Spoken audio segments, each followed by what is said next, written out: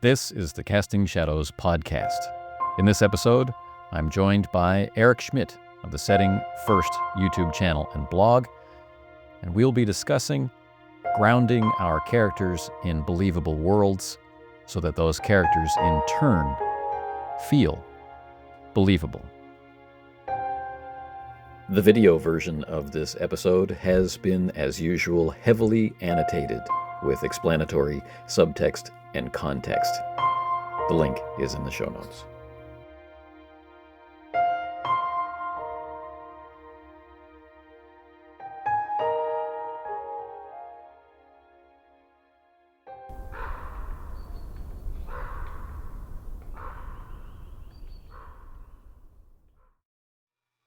In keeping with our new tradition, I'm joined by a guest I know as Eric S.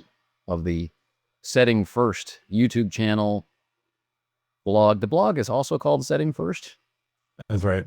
Yeah. Blog and other online shenanigans, such as a fantastically inspirational and engaging Discord.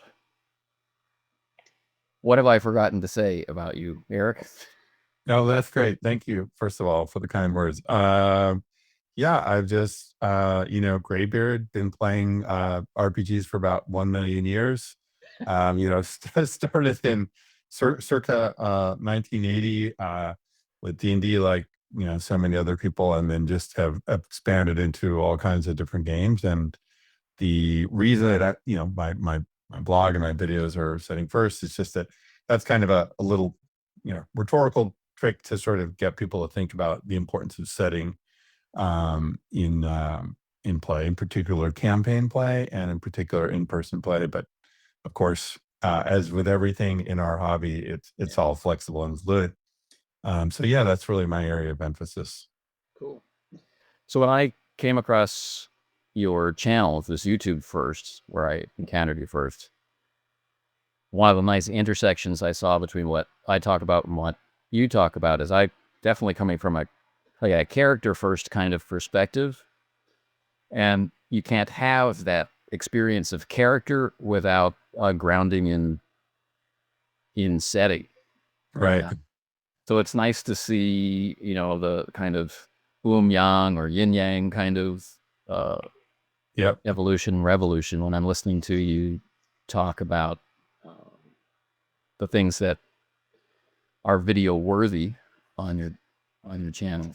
I'm hearing lots of stuff about character supported by this. Let's take a look at where these characters are and why we might do this, and then every once in a while the system comes in and says, well, let's talk about belief, or let's talk about violence, or that kind of stuff. So it's kind of I think that's one of the things that I love about thinking about setting in that way, is that it really informs character. And just think about world history, right? Just think about the number of amazing historical figures who could really only have come out of a particular place in time, right? Because those are the factors that sort of contribute to the development of somebody. I could get all into critical theory around art and stuff, but it is contextual. It's not, some things are universal, but a lot of things are not. Right. We might look at a human fundamental like rebelliousness or conformity or something like that and think that's what defines the character. But I think there's a tremendous amount of import needs to be placed on, well, what am I rebelling against, or what am I conforming with, and how far along that road will I maintain that conformity until I must rise up and say this far and no farther, or when along my road of rebellion will I just get tired and say, you know what?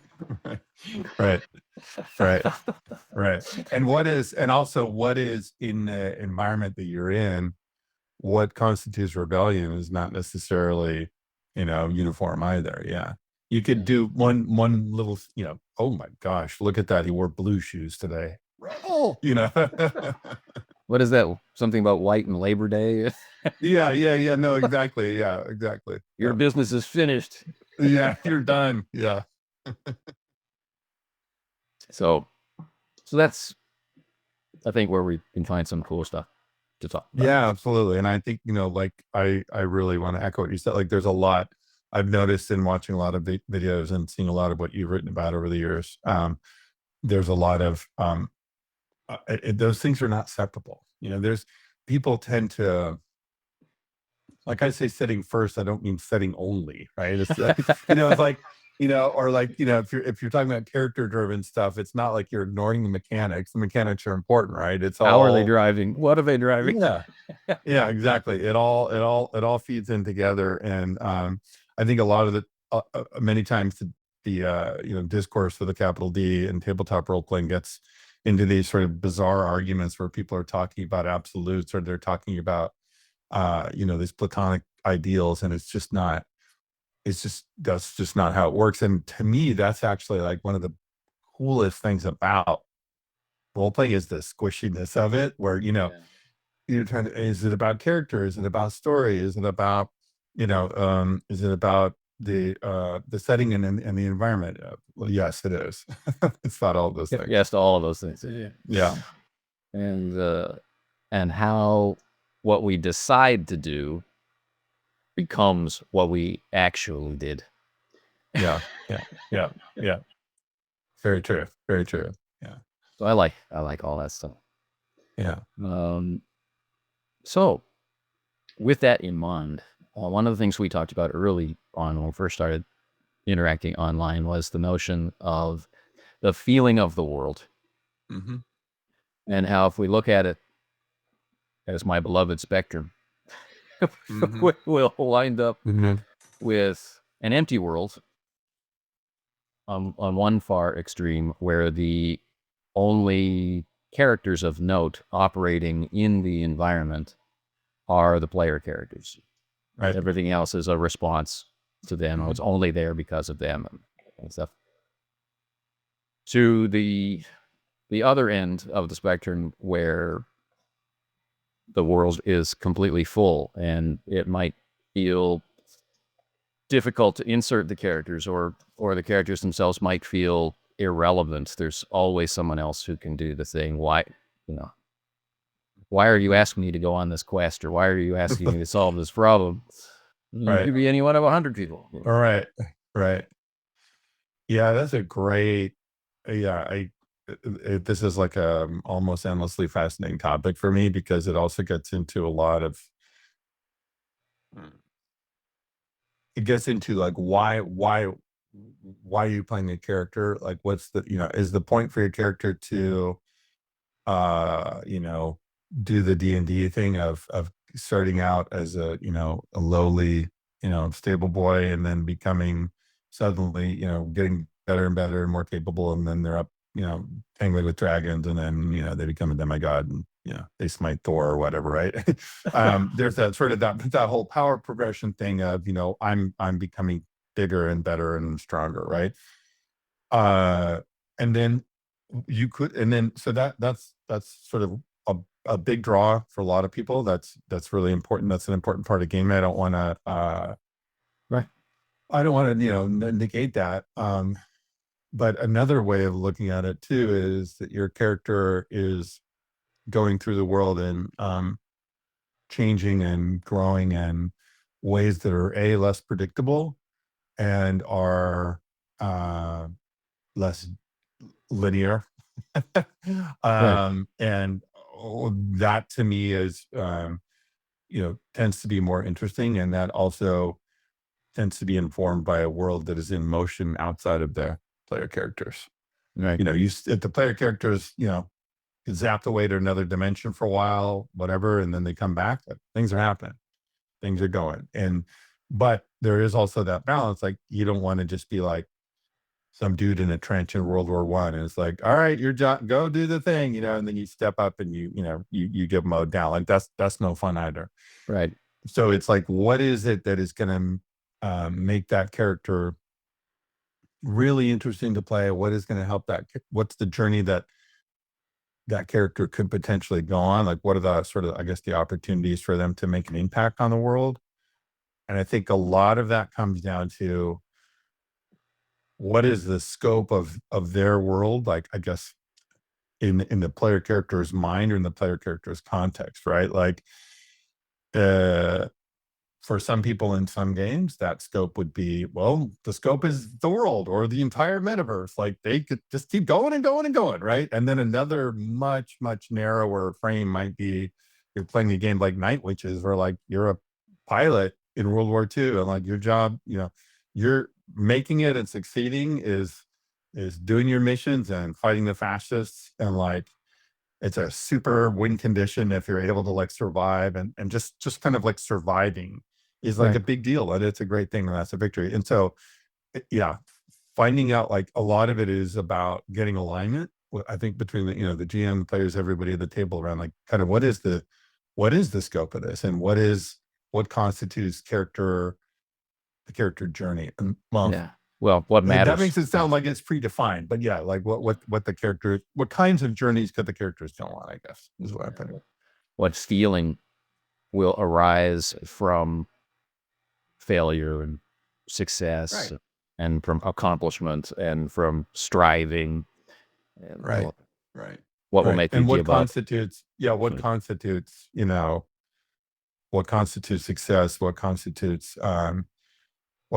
failure. I mean, there's also, there's games where the setting, the environment is just clear, like you're not going to win, and like the best thing that you can do in Call of Cthulhu or Delta Green is just like fight as long as you can and as hard as you can, and try to not, go under meekly, But it's a beautiful existentialist statement. I will define how I matter. I will define what I do, and the rest Mhm. will take care of itself. Yeah, exactly. Yeah. Mhm. I think we can also take one step further to a character like the old pulp characters, who their immutability, in a sense, their dedication to a particular set of virtues or a particular goal or mission or whatever, that immutability is the selling point of the Mm. character. And the world is changing away from that set of ideals or whatnot, and Mhm.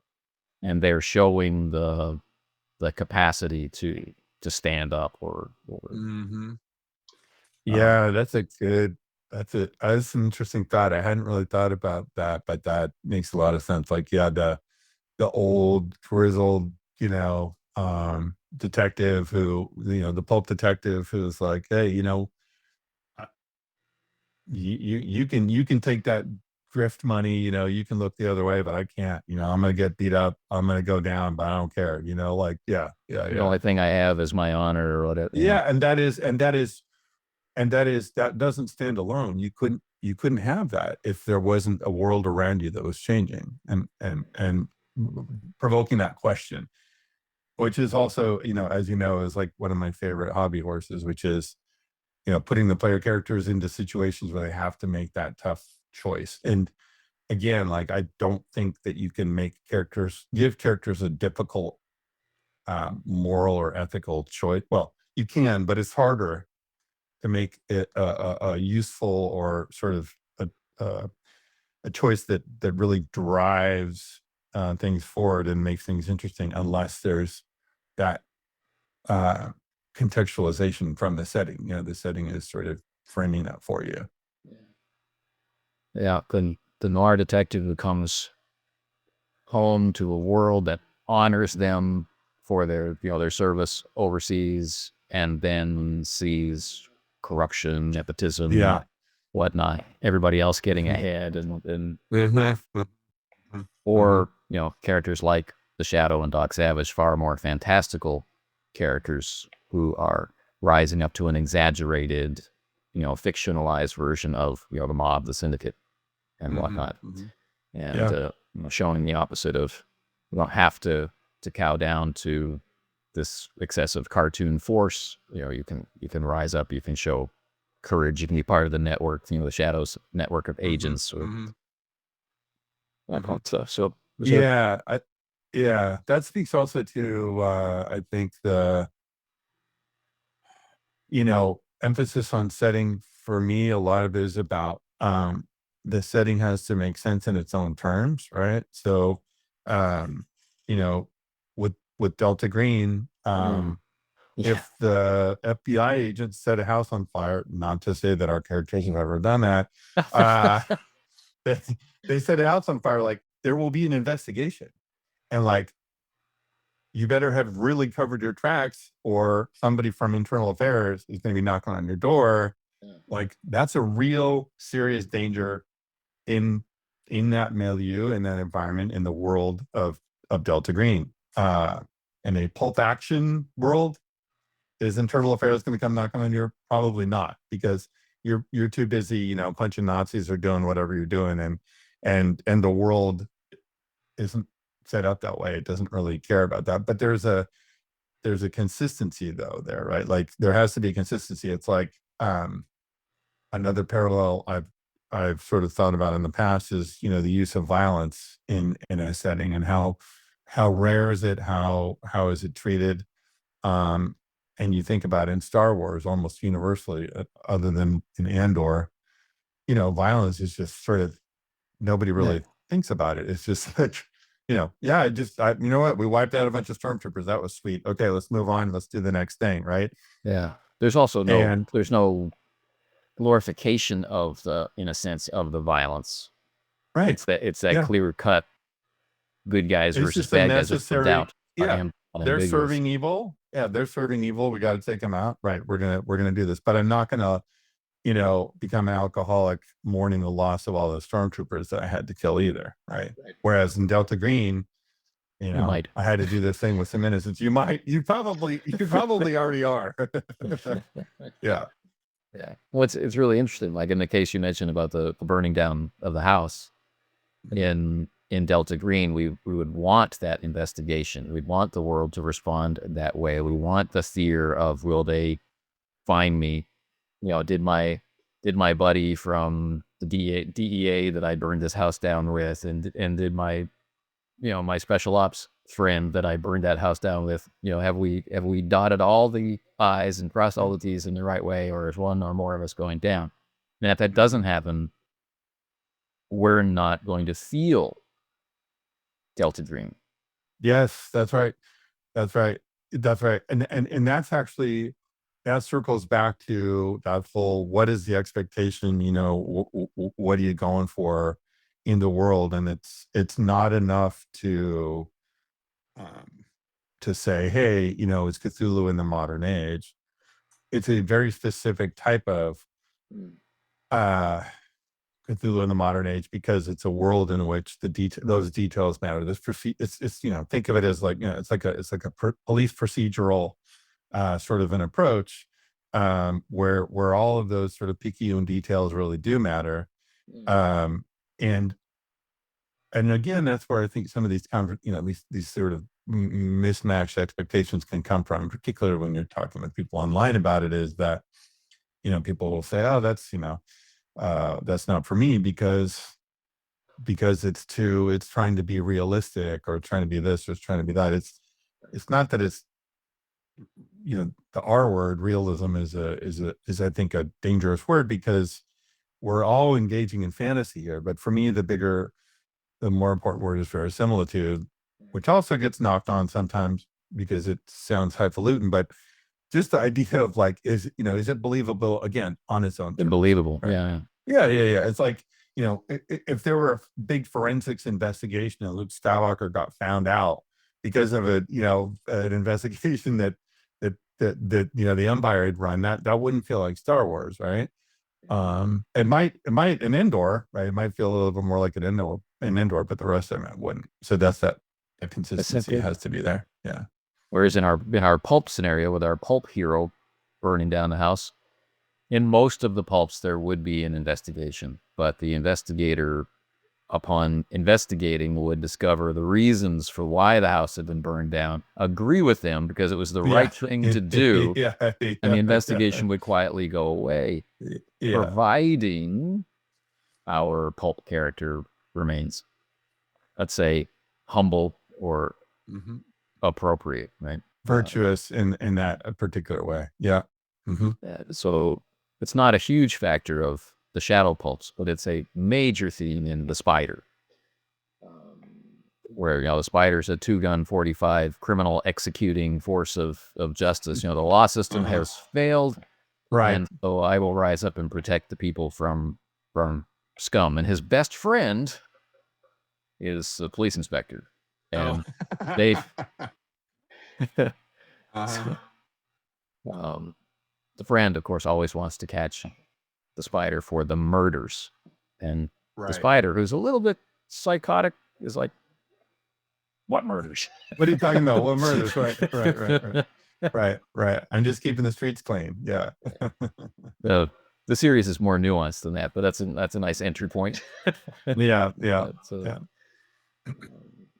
so yeah, it's how does the world respond? How much room is it for the characters that we want to play to be the characters that we want to play? And what is the feedback like to give us the experience versus the product? Yeah. Yeah. Yeah. That's a good, and I was thinking, you were chatting earlier about, you know, um, well, wait a minute. It says here, this is the module, A2 or whatever. And like, I know that we haven't finished the module. Like, what's up? Right. And that's actually something that I do uh, when I'm running a campaign where there's published material for it. Um, I'll have all the books out. They Fix don't that. know which one which one is necessarily, which scenario are we running, like I remember at one point we'd finished up one of the big published adventures in my Degenesis campaign, and they were like, how much of that was like published and how much of that was not? And it was a point where I could tell them. I was thinking it was about a third published material, and the rest was just stuff that I folded in on my own. And there were whole chunks of the published adventure that they just didn't engage with either, because yeah, that's really just not the point. Like once they start, once they make contact with the world and they start doing things in uh, the world is going on regardless of what they're doing. And there are Oh, things so that they do yeah, that are going to have these. And every once in a while, I mean, I enjoy it too. And every once in a while, I'll try to think of a way to have a little butterfly effect moment where somebody is like talking about something that happened and they're like, oh yeah, no, it's because some guys were in Toulon. They did this thing like 6 months ago and blah, blah, blah. And they're like, oh, that was us. We did that thing. And yeah. then they see the ramifications, and it's not always necessarily in a major way, but they see how, wow, people hundreds of miles away are hearing about this. Maybe they're changing their view of the world slightly because of these events that the player characters have been in, right? Or whatever. Um, and so it doesn't always have to be a big sort of plot level sort of feedback loop. Yeah. Um, Sometimes it's those little things that are actually kind of almost, at least for my players in particular, sometimes they just have more fun finding out these little things where they've had an impact on the world. Sometimes I think that having had access to printed adventures versus not having had access to printed adventures has to play at least some role in how you conceive of being a game master. Mhm. I don't want to even say preparation really, but being a game master. We could think of, I've got this D&D module, or I've got this Shadowrun adventure, or whatever. Mhm. And it's printed linearly on the page. It might be organized by scene 1, scene 2. It might be written first, next. It might drive Greg Stolze crazy by saying, the players will do Yeah. this, you know. Right. But it does have this sense of continuity. You've purchased Mhm. this thing. Each page is part of the purchase price. I'm not sure how much that plays into the the 10-year-old or 12-year-old mentality, but I've got all Mhm. this stuff. I want to use it. I think is a reasonable response. Mhm. versus the situation that I grew up in. I didn't even see a module for quite some time. Mhm. So it was just following the instructions in BASIC. Do this, make a map, put stuff Right. in the map. And so I'm creating situations, and there can be no other element to that. It's not part of the instructions. It's Mhm. and in those early days, there really wasn't even the concept of the big bad evil guy. Right. Yeah. So the characters are there for the experience, full stop, Yeah. in that Yeah. context. Mhm. So if it's not going to seem like a list, go to room 1, open door of room Right. 1, Right. Right. see chest, have Yeah. goo Yeah. drop from the ceiling. Right. If it's not going to feel like Right. that, Right. you and it will feel like that in the beginning, I think, for most people. You'll start adding in details from your imagination Yeah. or a movie you saw or something like that to make it seem cooler. Mhm. All of which builds the experience of the moment. And then you discover a little later, when you're talking about yesterday's session or whatever, it sounds like an experience that you've had. We went to this theme park and we stood in Uh-huh. line, and then this guy pushed us out of line, and it's not a story per se, but it's a significant experience, a moment in your life that had rippling effects. Yeah, those things come out. Yeah, when you're creating your own stuff, your subconscious is working all the time, coming up with stuff. I was also thinking, like something that you said there, it really triggered something interesting for me, which was like, I actually in the early days when I was, you know, doing the standard path of, playing D&D, wanting to become a dungeon master, running my own. I actually really did not like and did not run the modules. I just made my own stuff up. And the reason that I didn't like the modules was exactly that sort of prescriptive sort of, you go from here to here to here. And I kept on just, well, but my players are not doing that. And the thing is, those adventures were so often written in a way that was supposed to give you flexibility as the game master, but it still didn't it still didn't fit right. So I would just sort of create my own. And uh but in so doing, I without realizing it, my whole goal was to create situations, right, where things are happening in the world, uh and that when those things are happening in the world, that's creating an opportunity. It's creating either like, oh, someone's in peril, we got to help them out, or we're in peril, we got to help ourselves out, or Who's coming to help us?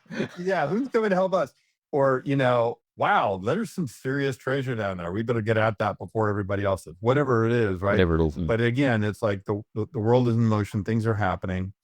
um but this is something that I think about too, is that I'll see this online where people are talking about they want to get advice for writing adventures. And the word writing trips me up every time, because I, you're not writing in it's not a linear narrative. You're not really writing a narrative. You're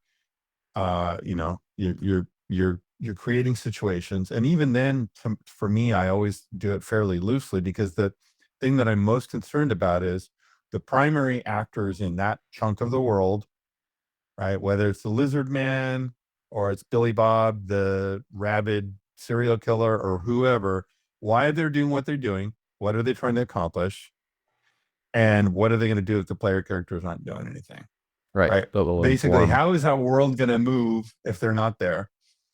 And then that way, I'm afforded so much flexibility when you're actually in that moment, you're at the table and you're playing, you really don't have to memorize a whole bunch of crazy stuff about all the convoluted,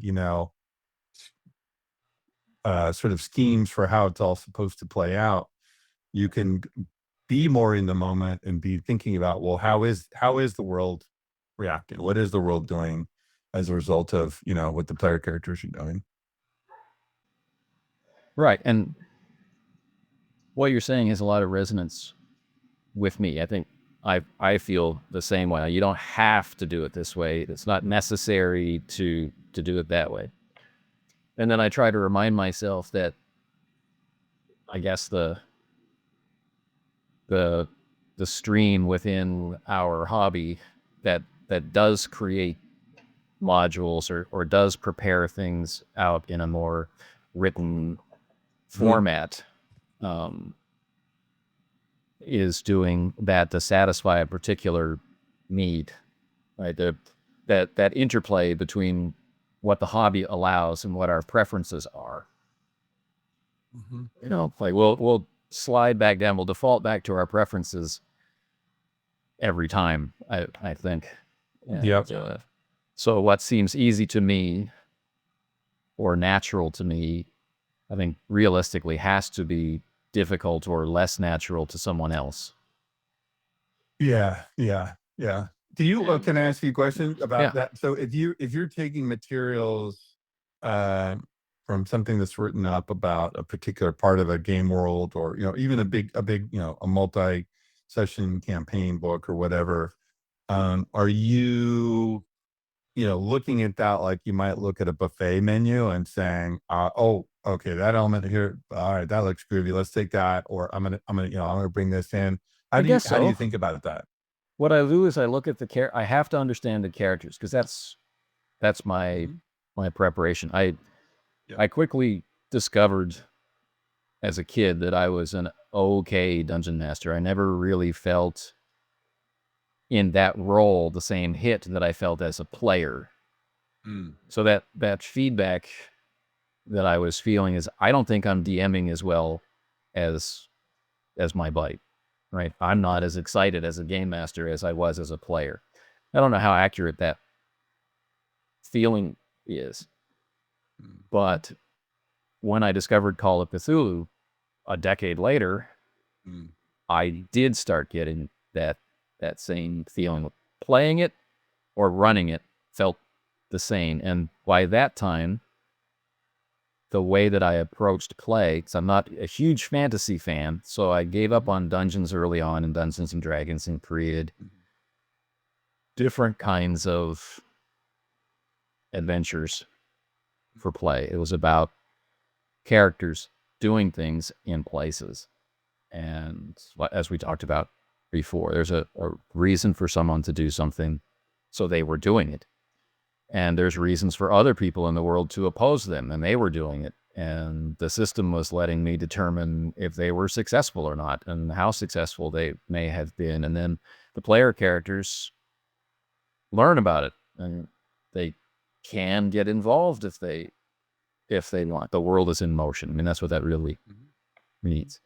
And if they get involved and decide it's too much or not enough or not interesting or they were wrong, then they can go off and do something else. And that's not a failure, and that's not a moral failing on part of the characters. It's that, they are doing what they feel compelled to do. They're risking their lives, or they're risking something else, or they're making some kind of sacrifice for tremendous dangerous overland travel, for a particular reason. So by the time I'd learned all of those lessons about my own preferences and abilities, I guess, and I find Call of Cthulhu, everything clicks. Mm. And I finally felt like a game master. Mm-hmm. And so when they gave me Massive Nyarlathotep, which is immense, I don't know if you've read it. I have not, but it is immense. Yes. Well, I've seen It's like, oh, I like I'd already pretty much discovered that I didn't want to run modules or printed adventures. I didn't know why then, but I knew that I didn't want to. As a preference, I would prefer not to. I preferred to do what I had been doing, what I was discovering, I guess.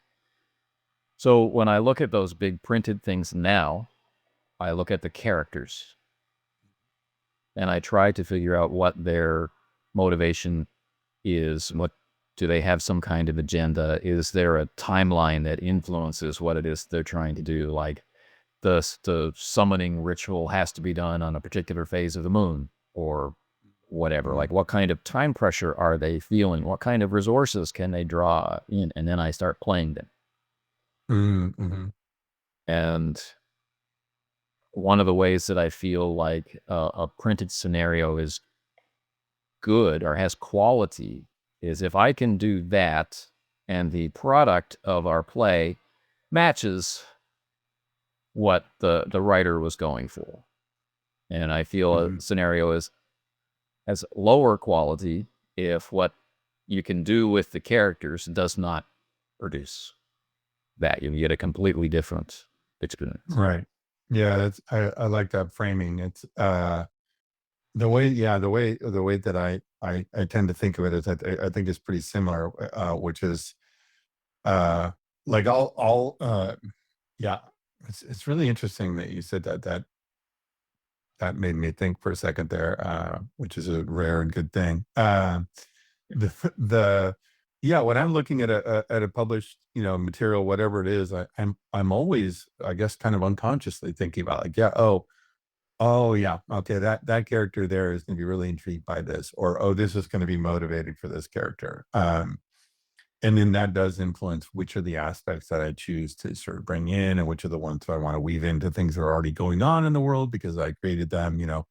Um, uh, but yeah, gosh, that's really interesting. It makes me realize how much, well, in particular, like in campaign play, if the campaign's been going on for a while, and you really have a good idea as the GM, you've got a beat on the character, right? You just know, like you just know when you pick something up, you're like, oh boy, that character is just going to go right for that. I just know it, right? And then that allows you to sort of say, okay, I'm going to devote some attention to really understanding what's going on here.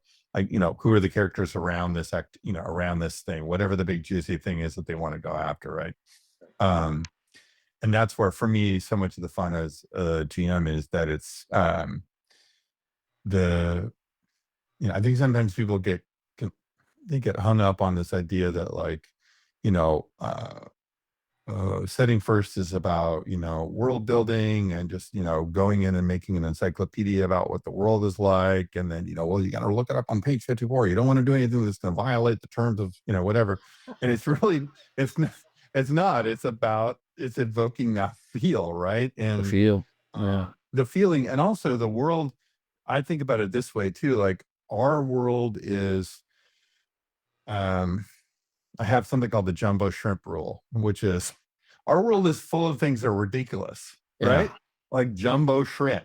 Like, sorry, that's not jumbo. That's great. I'd like even more of it, but it's not jumbo. It's still little. It's still shrimp, right? Um, or the inconsistencies that we have and how people will say one thing and do another. The law says this, but there's this giant loophole that allows for this nefarious thing to happen, right?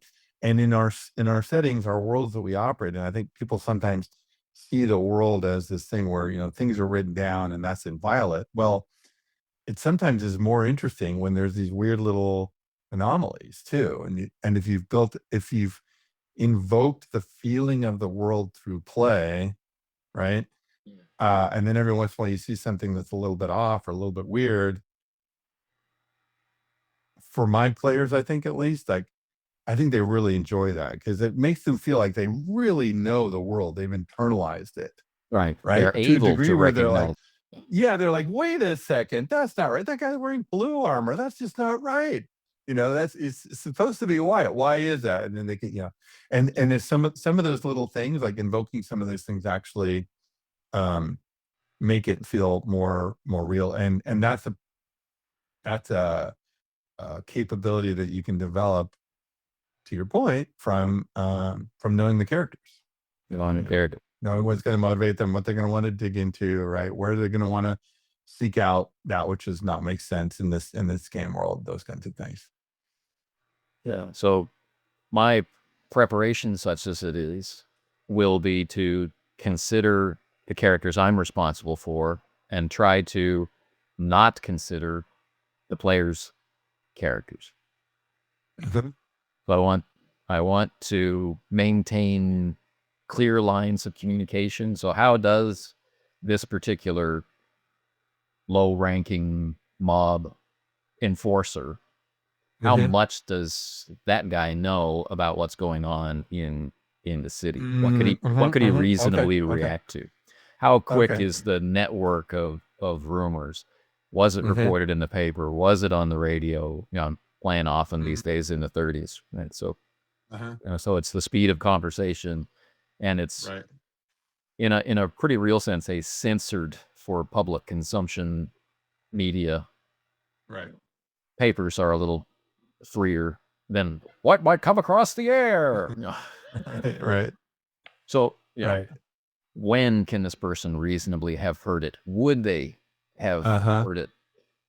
And then by knowing the character, will they or won't they act on it? If they want to act on it, what tools do they have at their disposal in order to act on it? So I don't want to have to think about that stuff in play. Yeah. Because it might look like this. Right. So I think about that during my preparation time, which is my long commute, you know, from one place to another. I do things like imagine the enforcer's lieutenant comes to them and says, boss, I heard this. What's knowing this character, what's the reaction going to be? Oh, we gotta smash it. Well, can they? Well, let's see. They're smuggling booze from this place to that place, so most of their guys are out of town. So actually, they can't do anything. Right? How long will it be until they can do something? Well, that would be like Wednesday or Thursday later on in the week. Will they still care about it then? You know, right.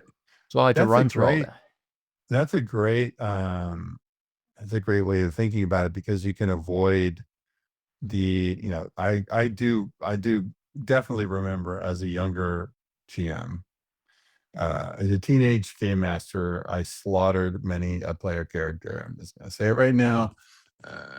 Not taking pride in this, but a lot of it was because I think I just sort of, you know, you just sort of assume, well, the bad guys, you know, they hear about it, and then they collectively go and react. They collectively, you know, inflict punishment on the player characters. And now that I've operated in the real world for a while, like in my job, I have to work with all kinds of different clients, and I have a mantra that I tell my, you know, people on my teams, which is, don't ever assume that the client is talking amongst themselves.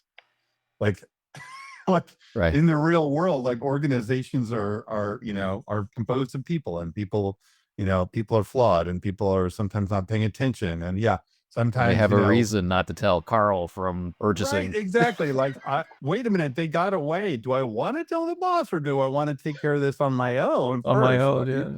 Which are great. I mean, it's funny that you mentioned. So you mentioned that you were thinking about what the characters, you know, the NPCs or the GM controlled characters were thinking about. I was initially thinking that you were talking about, you know, what would the player characters be drawn to, which is, I think, something that I sort of unconsciously do, as I said. But the thing about what the NPCs do, and sort of how they can react, and how they can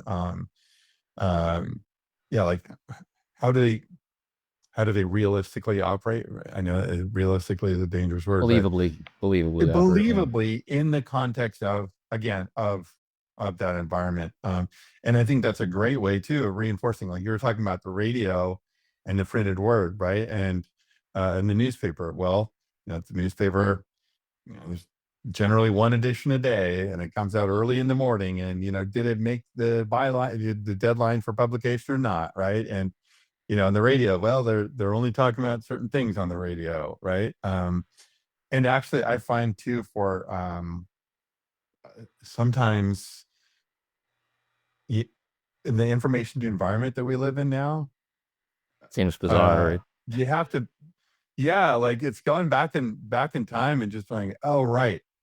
Yeah, no, I couldn't just look that up. I would have to go to the library, and that information was like 5 years old, and it's from the Encyclopedia Britannica from 5 years ago. Right? We could do an interlibrary loan for a newer edition of the Britannica. Exactly right. In college, I actually worked. One of my work study jobs was getting interlibrary books, so I know exactly that thing. But like, and then the flip side of that is, and the information environment is really important to me as a GM, because that's so true. But like if you think about a game like, Eclipse Phase or something where there's all this crazy, information is just everywhere, right? And it's not all it's, from world to world, it's, AI is talking to AI, systems talking to systems, all these things.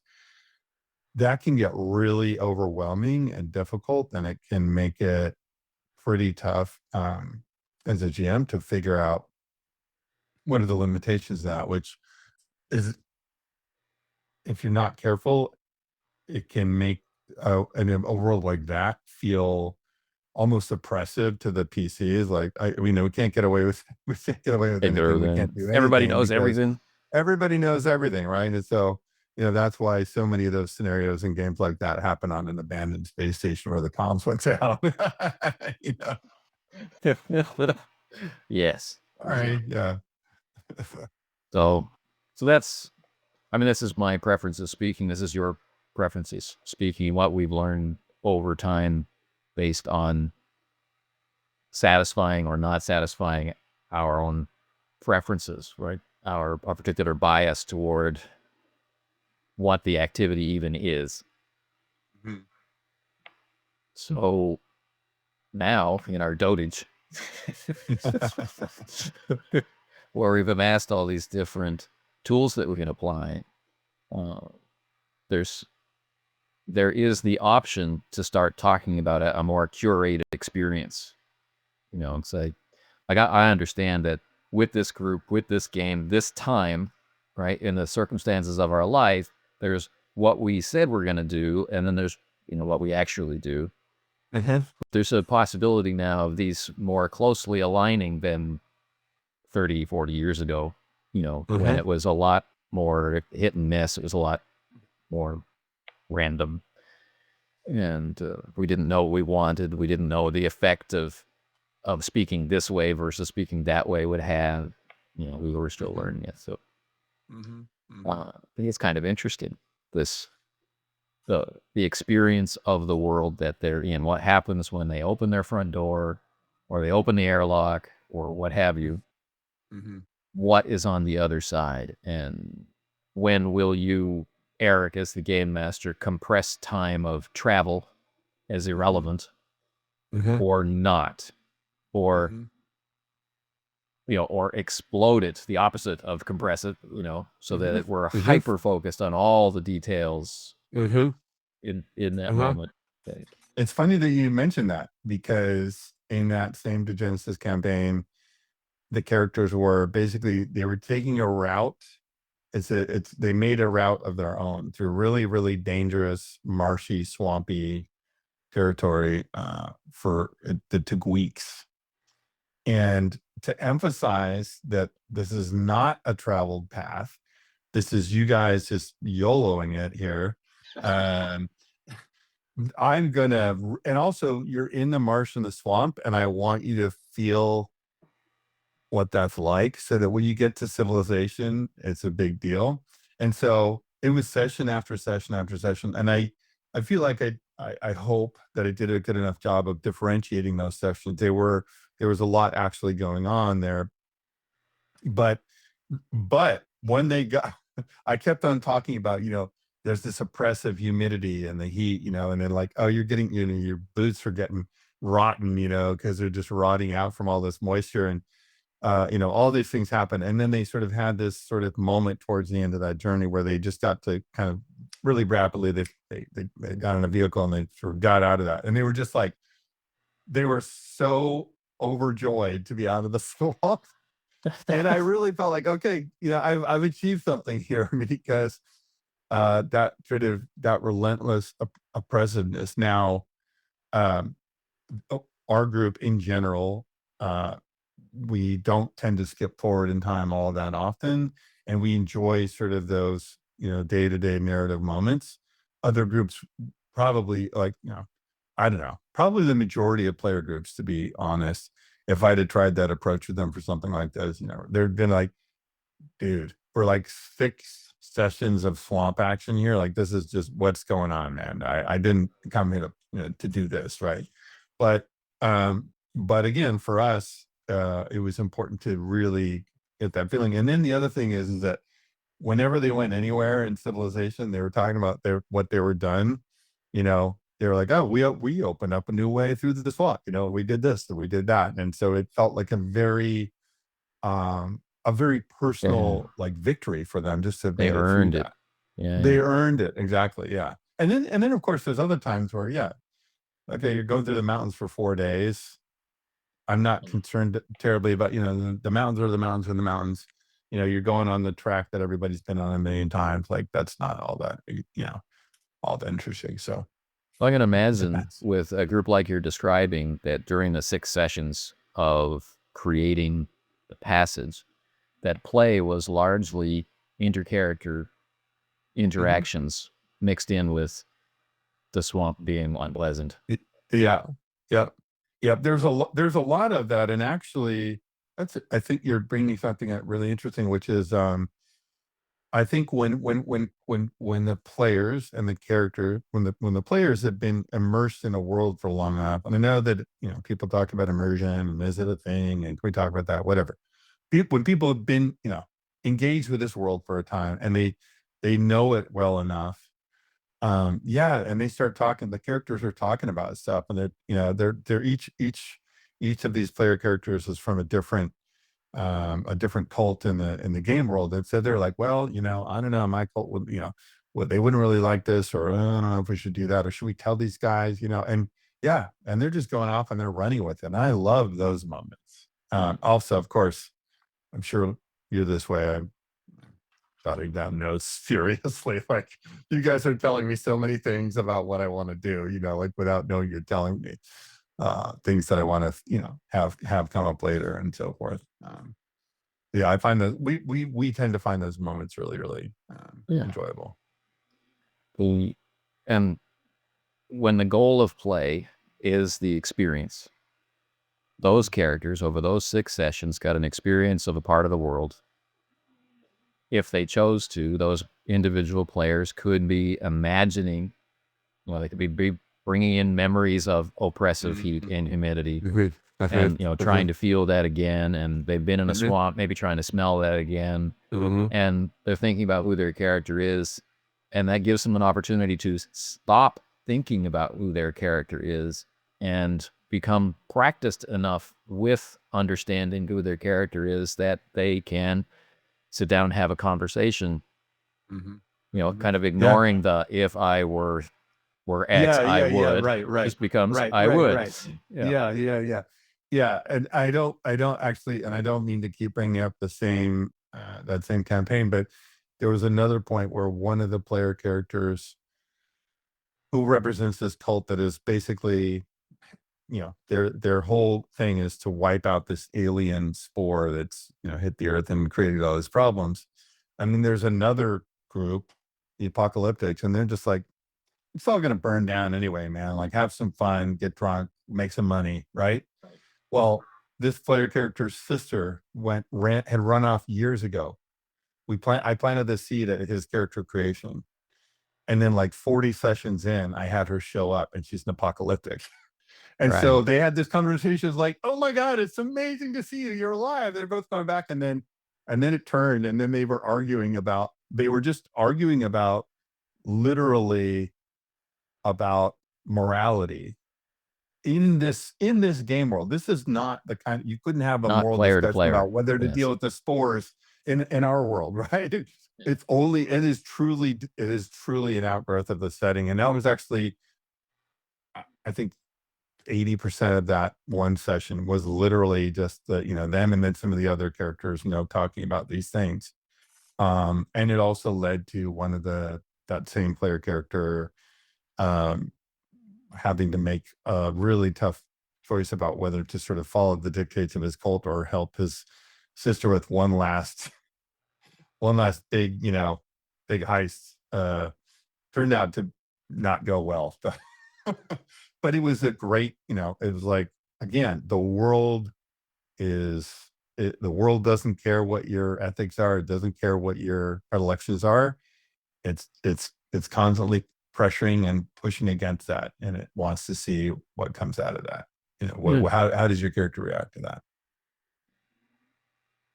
So I think that's one of the things that can give us the desire to use the word real.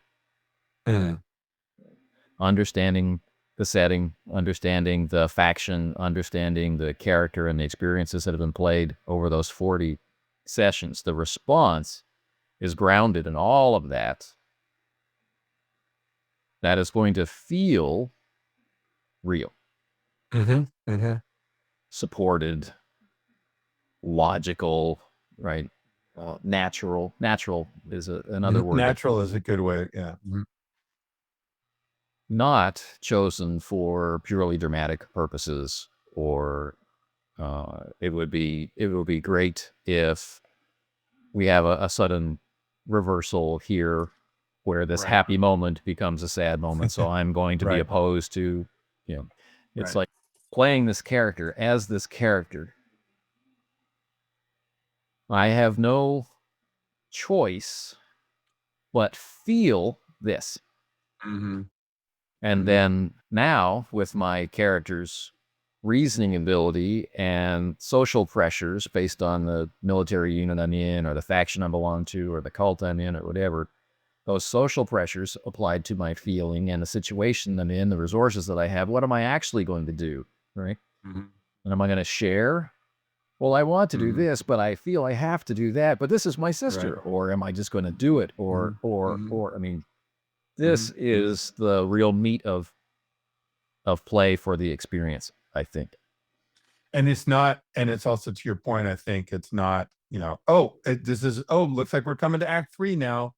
We got it, it's not following that. It's not following that, the dramatic structure that we know from, plays and movies and all that. And, um, which is, which is not to say that, as we've discussed, it's not to say that story doesn't come out of that, but the story is a byproduct of that play and of that interaction in that natural way. And I was also thinking, the word natural, I think is really good. It makes me think about, all that stuff about the studies that have been done around human cognition and how uh, you can have um, things that happen in real life to you, right?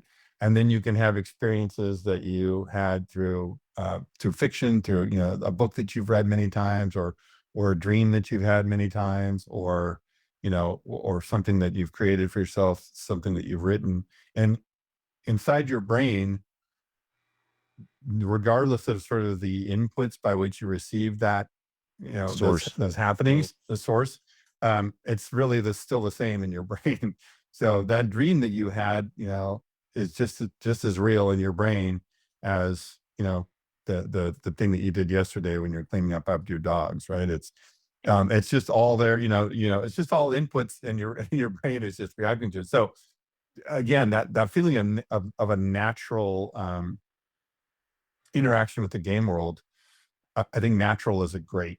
It feels like a less frightening term, I guess, than immersion. Because immersion has so many. There's so much that gets piled on top of that. But natural feels cognitively, that feels right to me. Yeah. And so looking at the spectrum again, we should be able to say if a player could go through the experience that we just talked about in the way that I just talked about, Yeah. that there's probably someone who's a step to the side for whom there's a separation, right? Mm-hmm. I think Uh-huh. knowing all of these things about the character that he should Mm-hmm. do this, and what do I want to do? Mm-hmm. Mm-hmm. And then a further step, right, or maybe a much larger step, but in the story of this character's development, right, Mm-hmm. what is a believable outcome? Mm-hmm. And then even further, in the story of this character's arc, what do I want the outcome to be? Yeah. Mm-hmm. We get Mm-hmm. farther and farther away from the natural consequences of these factors combining from the point of view of a singular perspective, a singular experience, to more and more into God mode, looking out Right. at the setting, until finally being out of the setting completely, looking at the whole setting and the Right. table Right. and the Right. characters, right? Right. Right. Right. So Yeah. what I want to do as a player, we did in the last campaign, so that will bore my buddy. You did that in the last campaign. So what Right. different outcome can I do, Right. Right. right, with my character in this cool setting? Right. Well, Hmm. I do know that the game master owns this particular adventure, and Yeah. I'd like to plan that adventure. So Yeah. Yeah. if I make this Yeah. decision, I'm a cool hook Yeah. into the Yeah. Yeah. Yeah. Yeah. Yeah. Yeah. And so Yeah. satisfaction is personal, preference is personal. Hmm. Hmm. Um, Hmm. what I'm hoping, what I think you're hoping, is that we're able to recognize where we are, and look at other ways to play, and find synchronicities, or find curious things, or be able to accommodate a person at the table who's a little further down the spectrum from Totally. where we are. Totally. I think it's I really I feel really strongly about that because um first, like, knowing what your preferences are, like knowing what really works for you, requires that you go out and try lots of things. And periodically, like every 10 years, I try avocado again. I'm the only person in California who doesn't like avocado. And I want to because it's so good for you, but I just don't like it. But every 10 years I'll try it again. Right? Right. Just in And so, case. just in case, you never know. And so, it's the same thing. I've had games that I bounced off of, or sort of approaches, mechanical approaches that I've bounced off of. And I'll come back and I'll try again. And also, um, doing so also helps me understand, like, somebody who's really fired up about, Fate, for example, and they really love it. And I can ask them, well, what is it that you love about it? Oh, I love aspects. And I'll go, cool. That's the thing that I find the most difficult about it. But tell me why. And now we're having an informed conversation. Right. We're not lobbing, things over the fence here. Like, I understand where you're coming from. Yeah. The And discussion then, doesn't yeah, have to be changing their mind or changing no, your mind. It's just understanding. right. The goal is Yeah. understanding. Yeah, the goal is understanding, and also, like, yeah, like the why of it is so important. Like, well, what is it that you get? Oh, yeah, no, I get the feeling like I'm getting to sort of offer it in real time. And I'm like, okay, okay, cool. Now we know. Like, that's all right. So if we were to find a game that we wanted to play together, we would, what would be? How would we do that? Like, well, maybe it wouldn't be Fate, and maybe it wouldn't be, whatever, Call of Cthulhu. Maybe it'd be, you know, Blue Planet uh, Recontact. boom, there you go. Maybe. Yes, maybe. Which is, by the way, is on my list to order. Thank you again for telling me. Yeah, maybe the Outgunned or something like that. I don't know. Right.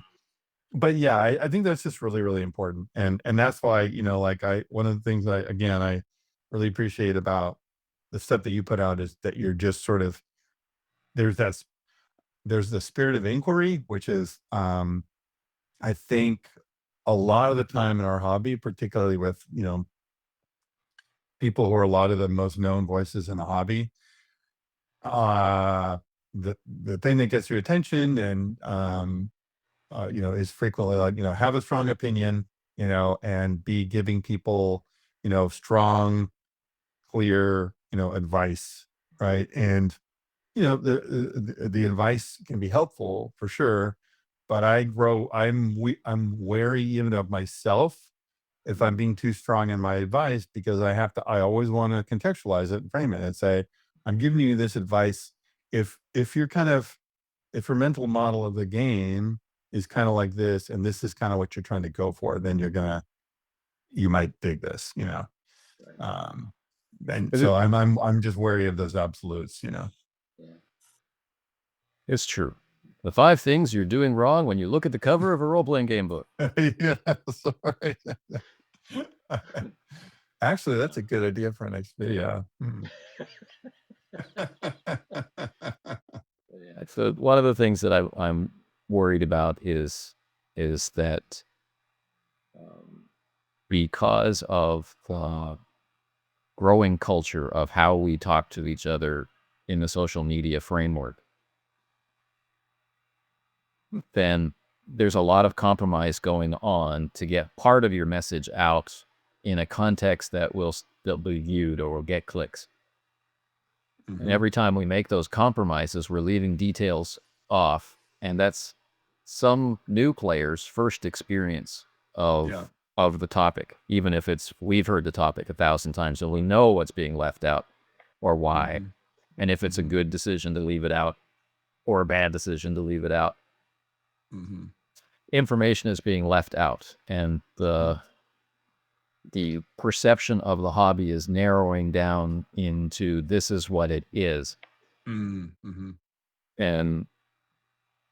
when we compare the source of the hobby, the printed word still so far, and how it does or doesn't communicate its own context, it's the very rare game that puts itself in the context of a variety of different games to let you know how to read it charitably in an understanding way for what it's trying to communicate to you.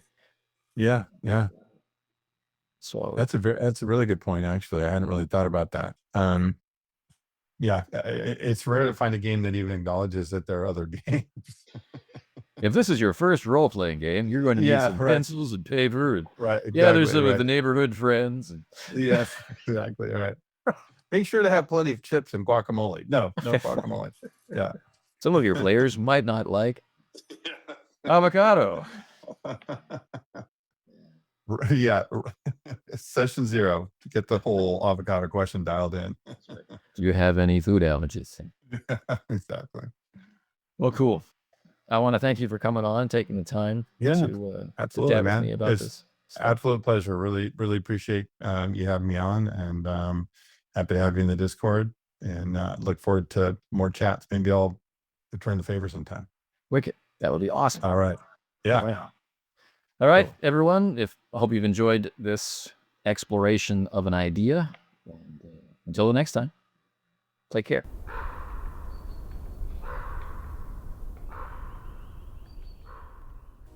You have been listening to an episode of the Casting Shadows podcast, an extension of the Casting Shadows blog and the Runeslinger YouTube channel.